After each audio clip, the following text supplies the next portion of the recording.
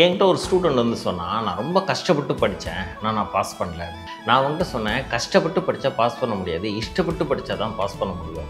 ஆக்சுவலாக அது ஒரு நகைச்சுவைக்காக சொல்கிற மாதிரி இருந்தாலும், இஷ்டப்பட்டு படித்தா தான் அது மூளையில் சில மாற்றங்கள் ஏற்படும். ஆக்சுவலாக ஒரு வேலையை செய்கிறோன்னு சொன்னால், அதை வேலையாக நினச்சோன்னா அது வந்து ஒரு மாதிரி கஷ்டமாக எடுத்துக்குமா. ஸோ அதை எப்படின்னா ஒரு மாதிரி பாஸ் டைம் மாதிரி, ஜாலியாக இருக்கிற மாதிரி, பொழுதுபோக்காக இருக்கிற மாதிரி, நம்ம சந்தோஷமாக இருக்கிறோங்கிற ஒரு மனநிலையோடய படிக்கணும். படிக்கிறத ஒரு பேர்டனை நினச்சோம்னா படிக்க முடியாது. ஒரு வாய்ப்பு, ஒரு வசந்தத்தின் வாய்ப்பு அது, வாசல் அது. ஸோ அதில் வந்து நம்ம சந்தோஷமாக, முழுமையாக, அதை மனப்பூர்வமாக ரொம்ப ஜாலியாக படிக்கிறோம் அப்படின்னு சொன்னால், நமக்கு படிக்கிற ஒரு சஃபரிங்கே நமக்கு இருக்காது. எவ்வளோ நேரம் வேணாலும் மணிக்கணக்காக நம்மளால் படிச்சுக்கிட்டே இருக்க முடியும்.